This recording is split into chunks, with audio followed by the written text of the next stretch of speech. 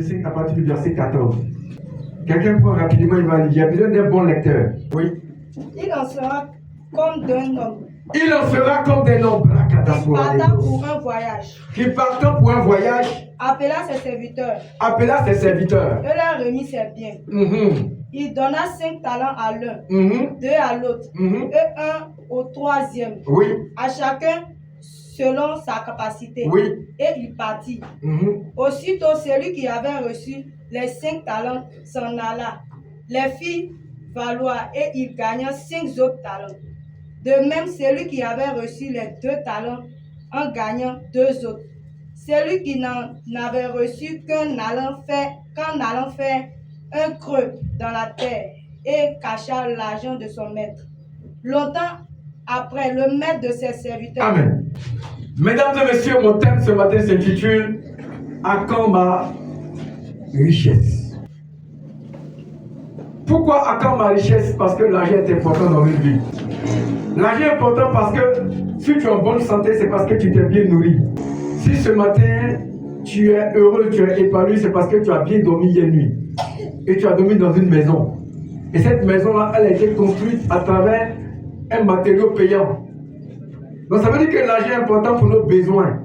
Mais cette parole est en train de donner une image d'une parabole dont Jésus est l'initiateur et qui relate cette parabole. Il dit que il y avait un homme qui était en voyage et il a remis des biens à ses serviteurs.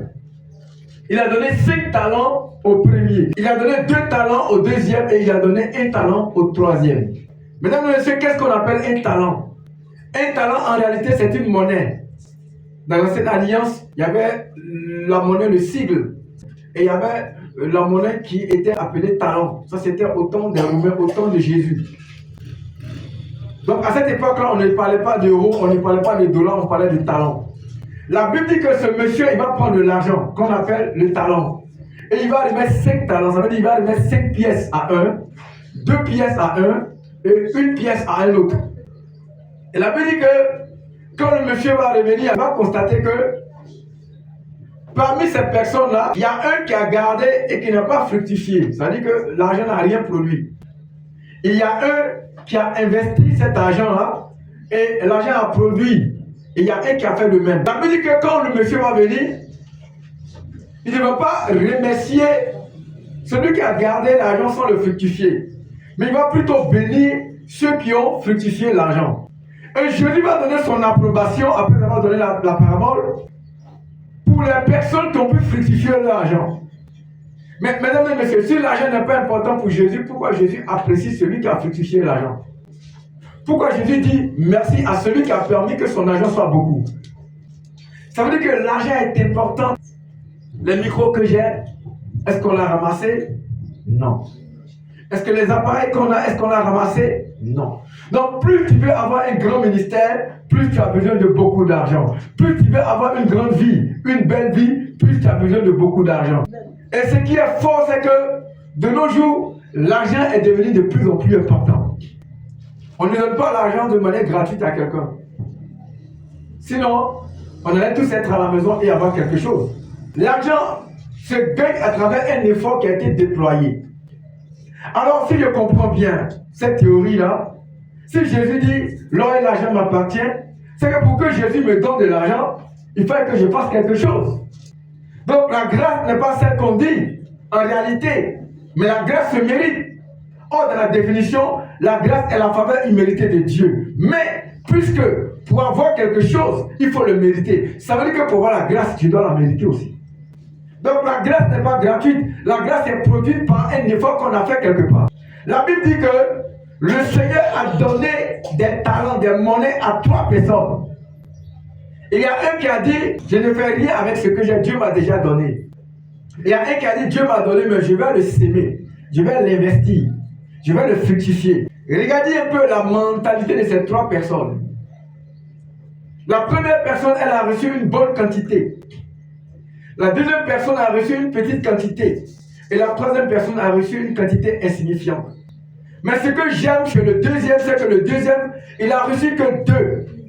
Mais il n'a pas dit comme j'ai reçu 2, l'autre a reçu beaucoup, il est plus béni que moi. Il dit j'ai reçu 2, l'autre a reçu 5, c'est pas grave. Tu vas fructifier ce que j'ai reçu. Donc l'argent dépend de ta mentalité. Elle dépend de ce que tu penses faire avec ce que tu as. Elle dépend de ta capacité de fructifier ce que tu as. Donc tu n'as pas besoin d'une grande quantité, mais tu as besoin du peu pour le fructifier. Tout va dépendre de ta mentalité.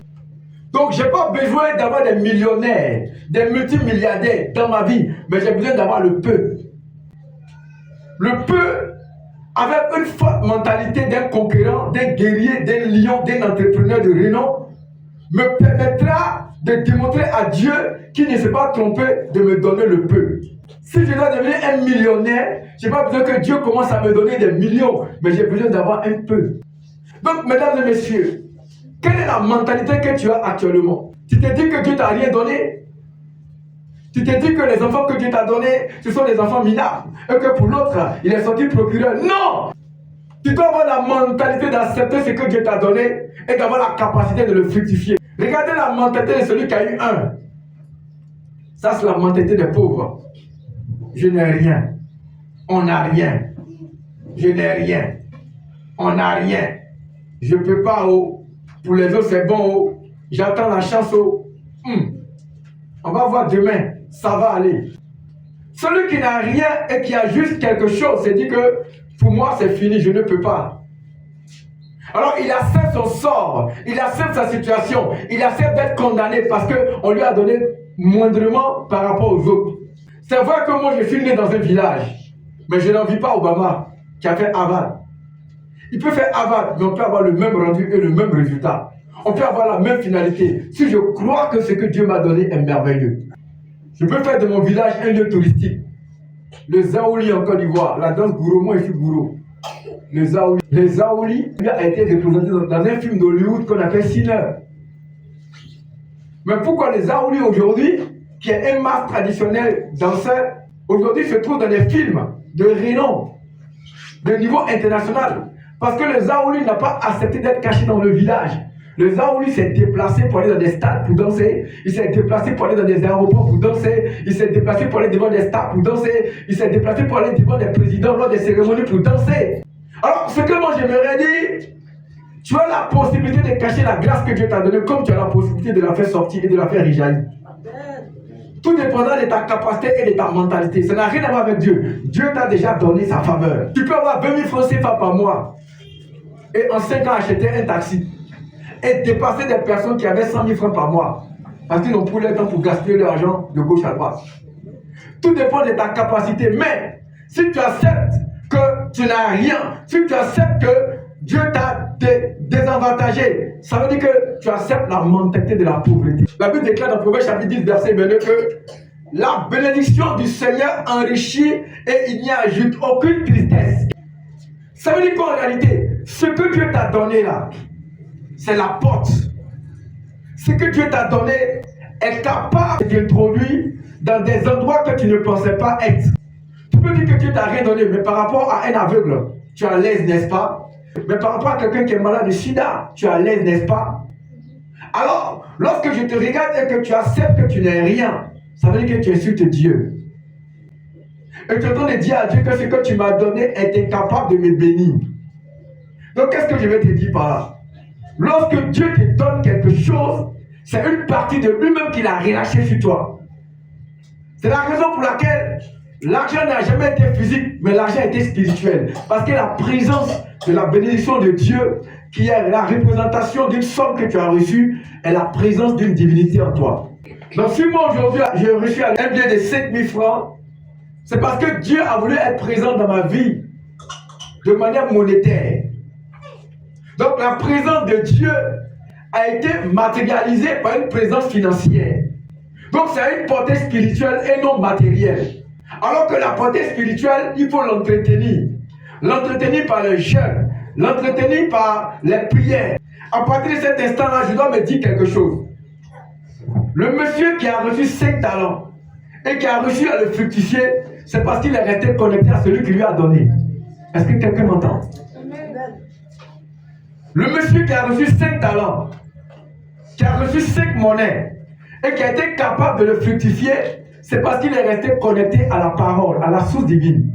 C'est parce que Dieu a été présent dans sa gestion. C'est parce que Dieu lui a donné les réflexions et les mentalités d'un entrepreneur. C'est parce que Dieu lui a donné des stratégies que cette personne a été capable de fructifier. Donc la question que moi je vais te poser, est-ce qu'avec le peu que tu as reçu, Dieu est ton conseiller? Regardez, aujourd'hui moi j'ai 5 000 francs CFA. Mais en une semaine, je peux faire de ces 5 000 francs CFA 20 000 francs CFA. Si je ne cours pas derrière les femmes de gauche à droite, mon argent restera avec moi. Si je ne cherche pas à prendre la liqueur, etc., mon argent restera avec moi, n'est-ce pas? Alors, le Seigneur me dira, c'est moi qui t'ai donné cela. Mais je ne veux pas que ce noyau-là disparaisse. Mais je veux que tu consommes le bonus en plus. Donc, qu'est-ce que je vais faire? Je vais prendre cela. Je vais chercher un petit dans le quartier. Je vais lui dire, petit, je vais t'acheter des lotus. Ça peut faire 10 lotus, n'est-ce pas? Et un paquet de lotus coûte combien? 500. Et quand on achète, il est combien? On fait 2 à 500. Alléluia. Ça veut dire qu'il y a 100% de bénédiction. 100% d'intérêt. Donc, si moi, je suis en prière, donc je prenais ces 5 000 francs, je vais acheter 10 paquets de lotus et je vais chercher un jeune. Et moi et le jeune, on va partager le bénéfice. Et le jeune partira le vendre. Dans ce contexte, je deviens chef d'entreprise. Si je le fais avec 5 000 francs, je suis capable de le faire avec 20 000 francs et avec 50 000 francs. Pourtant, quelqu'un aura les 5 000 francs et dira, Dieu m'a abandonné. Dieu m'a oublié. Il partira manger du garba avec une bonne bière. Mais qui le conseille cette personne? C'est Lucifer. Mais moi, parce que je sais que celui qui m'a donné, c'est le Seigneur Jésus-Christ. Je ne prendrai pas cet argent-là pour le gaspiller. Mais au contraire, je vais vouloir qu'il reste un symbole dans ma vie, afin que je me souvienne toujours de Dieu qui m'a béni. Et je glorifie Dieu, et Dieu me donnera les stratégies d'investissement et d'entrepreneuriat.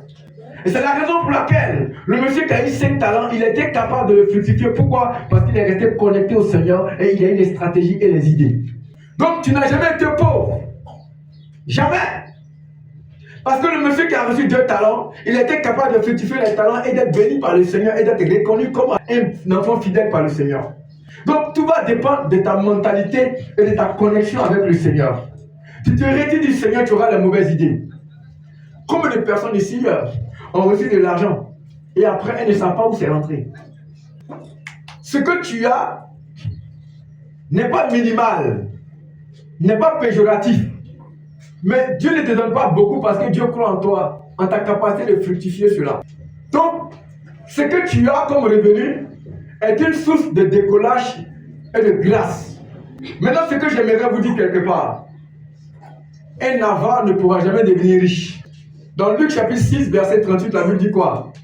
Donnez et il vous sera donné. Mais je donne à qui? Est-ce que je gaspille? Est-ce que je fais plaisir à quiconque? Parce qu'il y avait une personne qui est dans la rue, qui est une veuve, alors je cours pour lui donner mon argent. À qui je donne? Parce que la loi biblique dit que donnez et il vous sera donné. Ça veut dire que si je lui donne, il y a une possibilité qu'elle me redonne ce que je lui ai donné.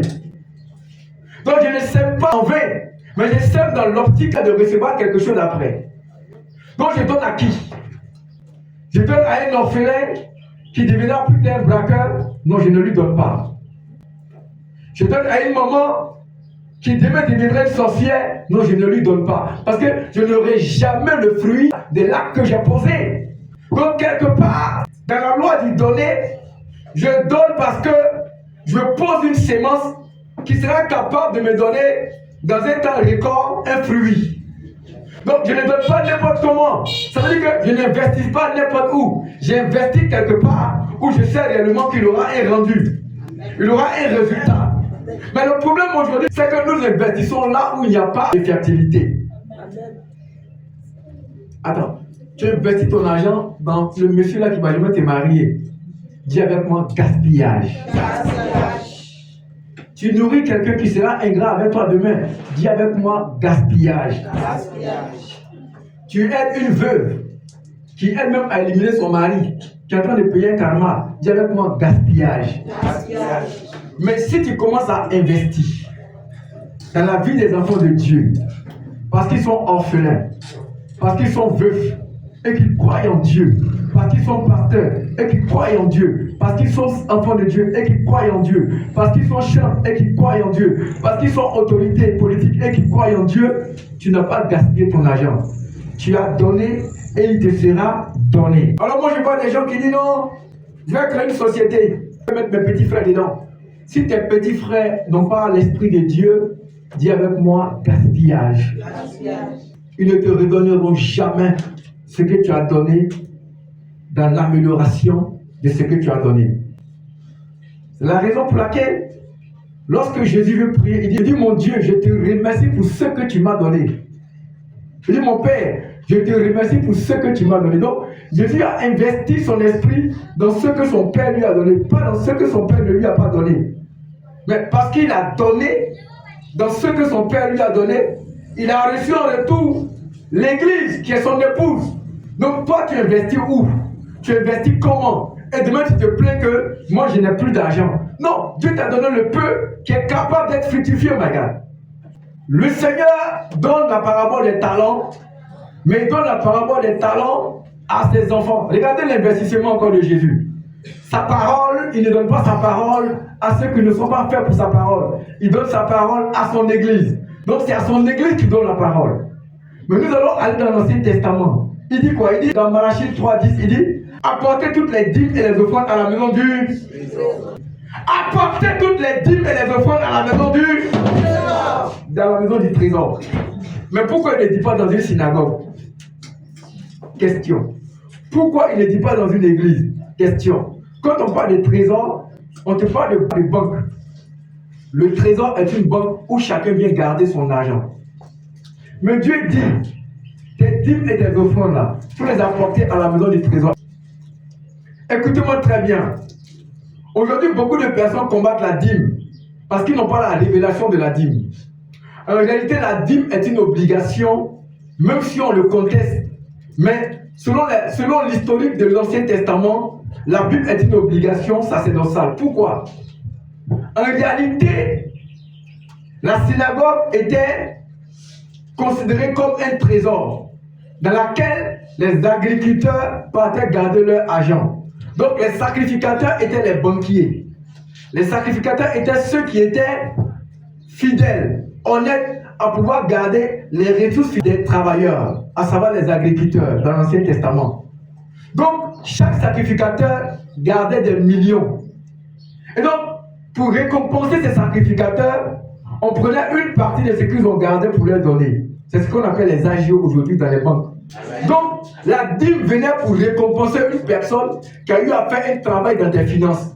Donc, les sacrificateurs étaient considérés comme des conseillers financiers, comme des gens qui étaient capables de vous donner des idées, afin que vous puissiez vous connecter à la parole de Dieu pour fructifier votre argent. Donc, tous les entrepreneurs, les agriculteurs, les personnes qui gardaient leur argent au trésor étaient obligés de choisir les sacrificateurs comme des conseillers financiers.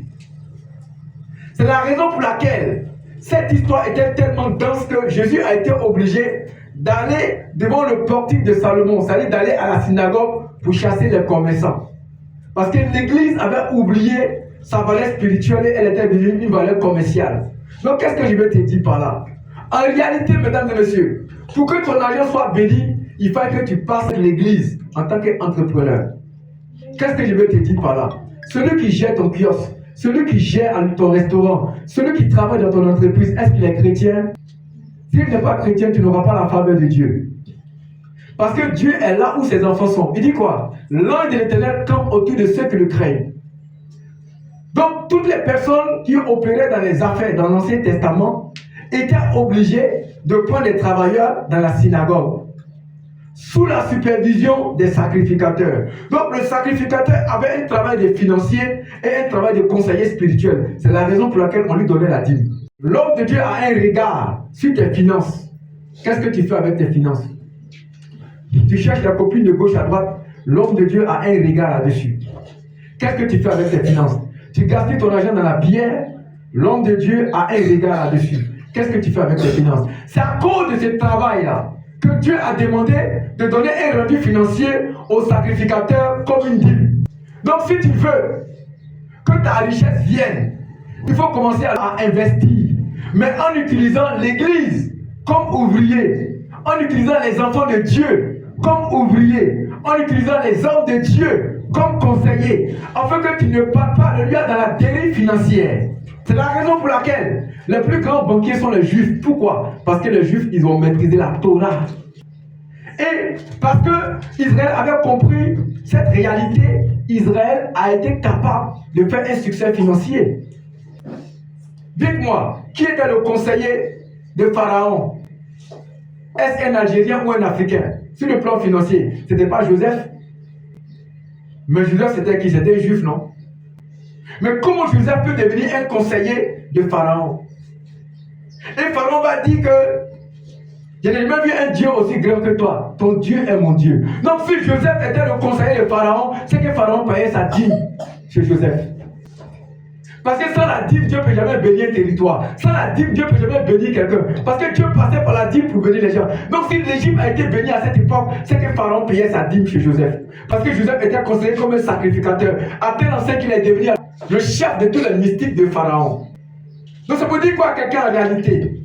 Avec qui tu fais tes affaires?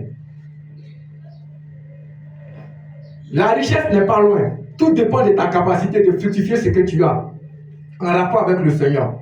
Lorsque tu veux accélérer ta bénédiction, il faut que ton argent ait la marque de l'évangile. Quelqu'un me dit amen. Amen. Tout à l'heure en introduction, j'ai dit que on ne peut rien faire alléluia sans les moyens financiers, même pour annoncer la parole de Dieu. La Bible que j'ai là, est-ce que je l'ai ramassée? Non. Le micro que j'ai pour diffuser l'évangile, est-ce que je l'ai ramassé? Non. Mais toi, avec ce que tu as là, quel est ton apport dans la maison de Dieu? Les sacrificateurs, ils exigeaient que ceux qui gardaient leur argent dans le trésor puissent leur apporter quelque chose. Mais toi, la marque de ton argent dans l'œuvre de Dieu est où? Ne réclame pas ce que tu n'es pas capable de donner. La loi dit donner, c'est la loi dit donner. Il n'y a pas autre loi. La loi dit donner. Tu ne donnes pas, tu ne recevras rien. Si vous voulez faire l'expérience, prenez une semaine, commencez à soutenir l'église. Faites ça dans l'œuvre de Dieu. Faites une semaine. Et la semaine prochaine, regardez. Si on ne vous a pas envoyé les moyens, Dieu ne vous a pas donné des idées d'entrepreneuriat, c'est que moi je suis pas un homme de Dieu.